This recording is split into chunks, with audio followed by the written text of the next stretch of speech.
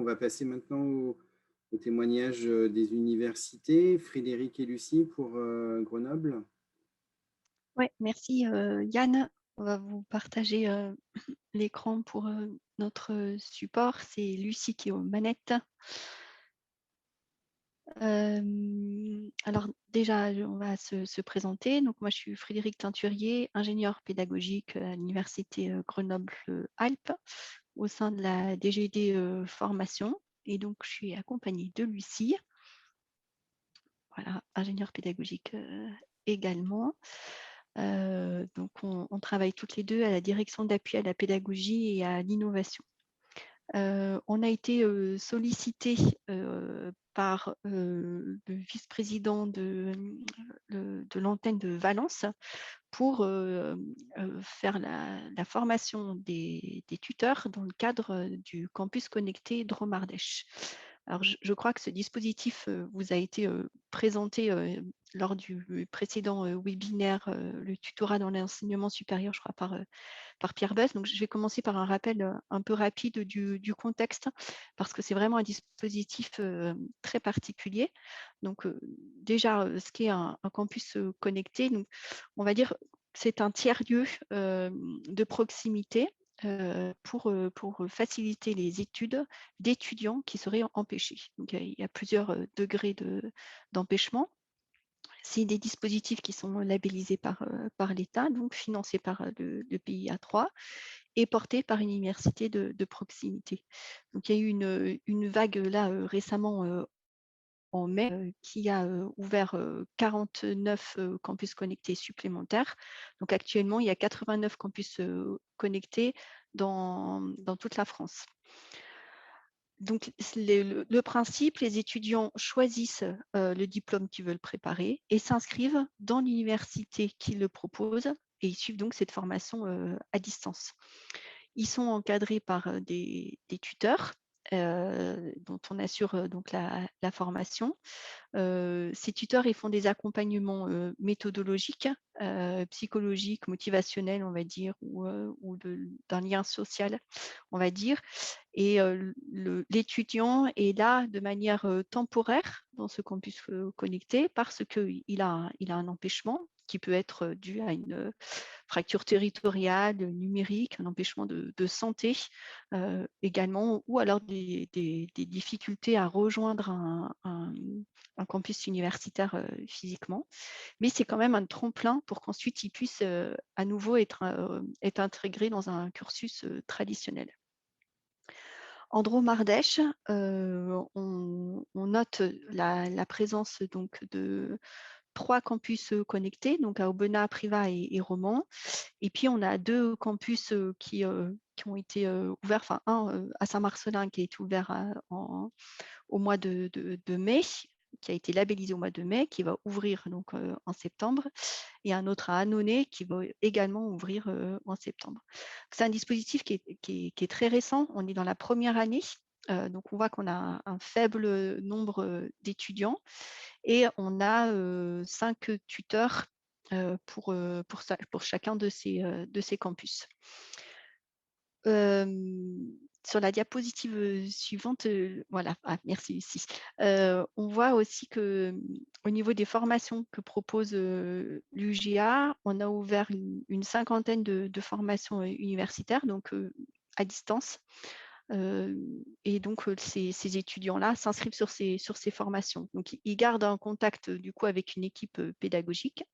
Et le tuteur, lui, est recruté par la collectivité territoriale. Donc, nous, à l'UGA, on participe de manière plutôt éloignée au recrutement de ces tuteurs. Mais en tous les cas, ils ont un contrat de travail pour mener à bien cette mission de tutorat.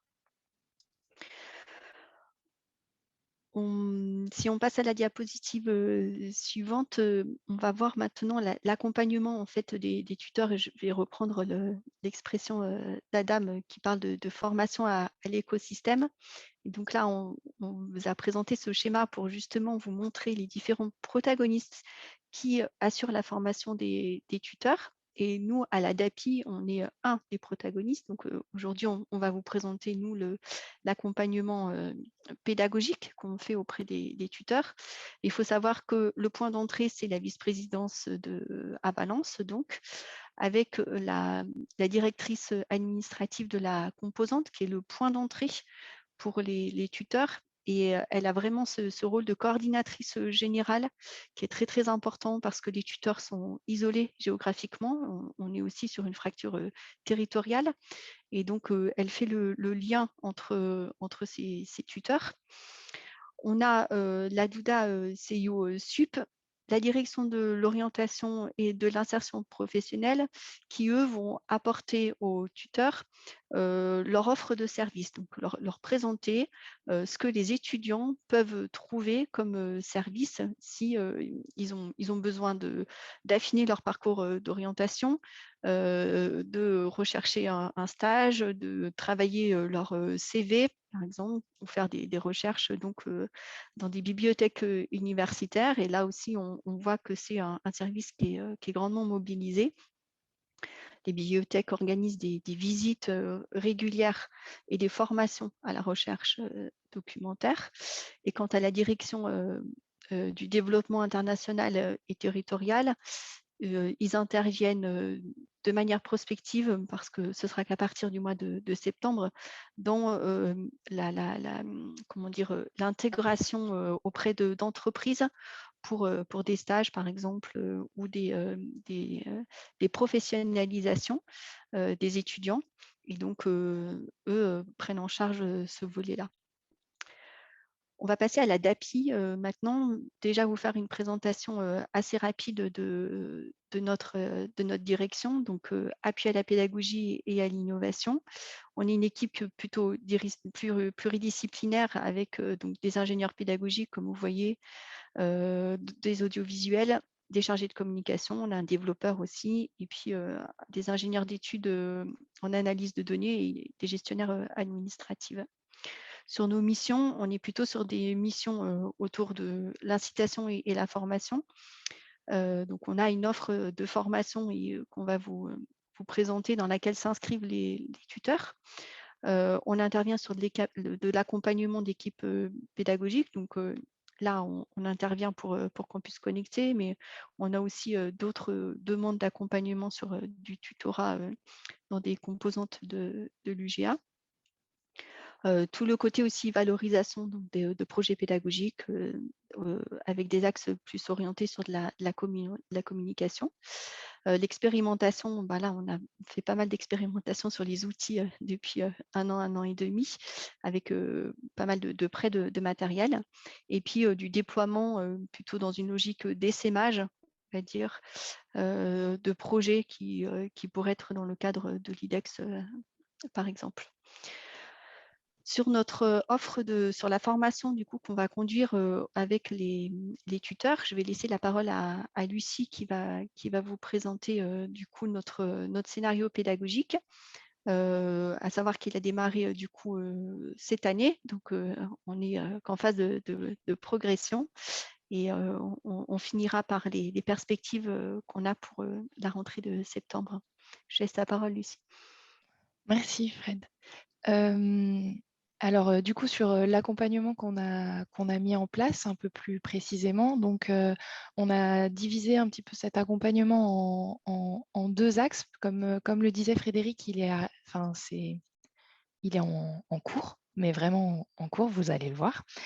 Et donc, le premier volet en fait, qu'on a mis en place, c'est donc un volet d'apprentissage qu'on a appelé un peu à la carte, où du coup, on leur a proposé de s'insérer dans des formations existantes.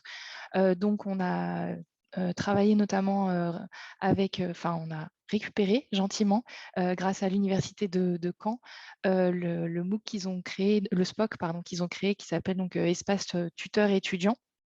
Donc il est animé par Thierry Piot, et du coup l'objectif de ce SPOC, c'était de leur donner justement un petit peu de matière sur le rôle, le métier de tuteur.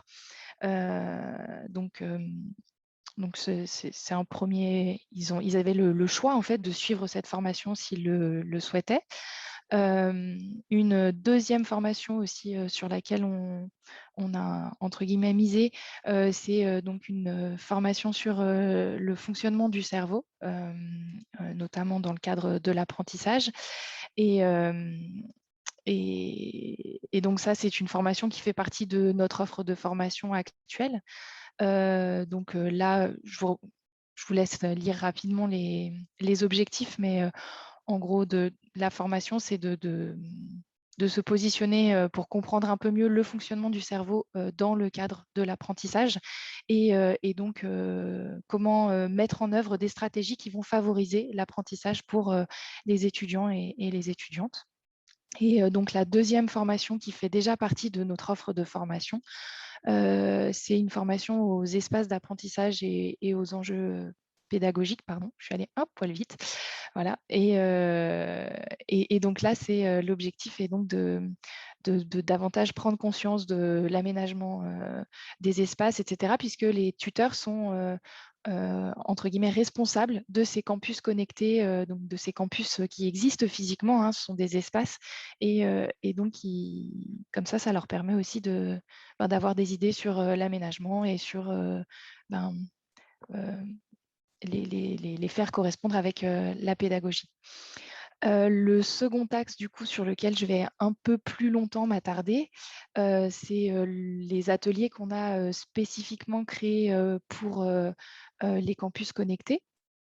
Et donc, ces ateliers, donc on en a créé 2. Donc, le premier a déjà eu lieu. Donc, il a eu lieu il y a 3 semaines, le 30 avril dernier. Donc, c'est encore tout frais. Donc là, l'objectif de cet atelier, donc on avait 3 objectifs que je vous ai mis en gras. Donc, sur d'abord apprendre à se connaître, puisque les tuteurs se connaissaient finalement assez peu, et puis nous ne les connaissions pas. Donc, on a fait une première activité d'interview mutuelle pour leur apprendre à mieux se connaître et à se présenter et présenter les autres. Et puis, donc, 2 autres activités. Donc, une première activité autour de la terminologie. Donc, on a repris une partie des concepts qui étaient présentés dans le cadre du SPOC, puisqu'en fait, sur les 5 tuteurs, les 4 tuteurs, pardon, un seul avait eu l'occasion en fait d'aller consulter les supports. Donc, on en a profité pour faire une remise à niveau des différents tuteurs. Et puis une dernière activité qui était du coup beaucoup plus dense sur tout le volet diagnostic. Et donc, pour ça, on leur a proposé une grille diagnostique. Pardon, je suis en roue libre.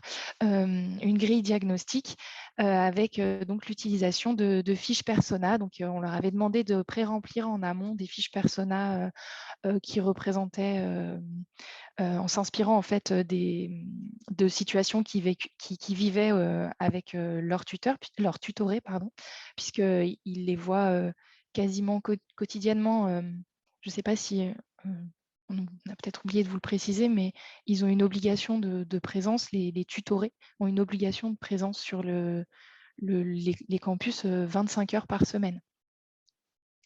Donc, les tuteurs et les tutorés se voient quasiment quotidiennement, ou en tout cas très, très fréquemment. Donc, il y a quand même... L'idée, c'était qu'on reparte en fait de leur réalité, puisque leurs tutorats ont déjà démarré depuis le mois de janvier. Et donc, l'idée, c'était qu'on travaille directement sur leur situation actuelle. Le deuxième atelier, du coup, enfin le second atelier qui du coup aura lieu la semaine prochaine. Donc là, et davantage sur ce volet, on va repartir en fait de ce premier travail de diagnostic où on a un petit peu dégrossi le terrain, entre guillemets, et on va travailler sur ce volet un petit peu de préconisation. Et donc, on va pour ça d'abord faire une première partie où, en échangeant en fait avec eux lors de la précédente session, on s'est rendu compte qu'ils utilisaient déjà de manière plus ou moins formalisée, on va dire, des outils de diagnostic. Certains ont mis en œuvre des carnets de bord, d'autres un équivalent de fiche persona. Donc, l'idée, c'est qu'ils partagent un petit peu et qu'ils mettent un peu en commun tout ce qu'ils ont pu, tout ce qu'ils utilisent à l'heure actuelle. Donc, ça nous servira un petit peu ce sera une activité un petit peu de brise-glace. Et puis, le second objectif, donc, c'est sur le volet préconisation. Et donc là, on a réfléchi à 2 activités. Donc, on est très en avance, on est très prêt pour la semaine prochaine. Et du coup, on va finir de la préparer tranquillement durant la semaine. Donc, on aura 2 activités. Une première activité collaborative où on va reprendre une fiche persona sur laquelle ils vont travailler les 4 tuteurs ensemble, en s'inspirant en fait de l'approche centrée solution. Et puis ensuite, on aura une deuxième activité où on va repartir de leur travail de fiche persona au regard du coup, des outils qu'on leur aura mis en main, on va dire. Et on va les aider du coup à travailler sur les préconisations qu'ils feraient pour leurs collègues. Et enfin pour les personas de leurs collègues, on va le dire comme ça. Et ensuite, l'idée, c'est qu'ils comparent en fait les préconisations et ce qu'ils ont réellement mis en œuvre de leur côté. Donc, il y a un petit travail d'échange pour justement s'enrichir mutuellement de ce travail-là. Donc ça, c'est pour cette première année. Pour la rentrée prochaine, du coup, on sait que, donc, comme Frédéric vous l'a dit, il y a 2 nouveaux campus qui vont arriver. Donc, il y aura au moins 2 nouveaux tuteurs si tout se passe bien. Et donc, l'idée, c'est que pour la rentrée 2021, on puisse donc créer plus de liens avec les autres services, donc notamment avec la DOIP et la DUDA CIO Sup, et enfin la DOIP, pardon, la Direction pour l'orientation et l'insertion professionnelle, et je ne m'aventurerai pas à dérouler l'acronyme de la DUDA CIO Sup. Mais donc, l'idée, c'est de créer un peu plus de liens avec les autres services. Et donc, dans ce cadre-là, on va très certainement mettre en œuvre une première journée d'accueil où, du coup, il y aura un séminaire de lancement pour cette année-là avec les différents services impliqués et comment on va travailler ensemble, justement. Les outils qu'on leur mettra en œuvre. Et puis, merci, Fred.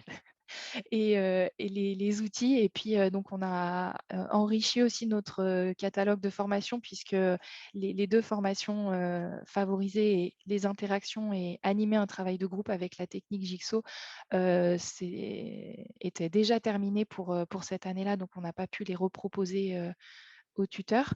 Mais du coup, on leur intégrera ça en plus dans la formation au regard des retours aussi qu'on a eu avec eux. Et donc ensuite, une fois ces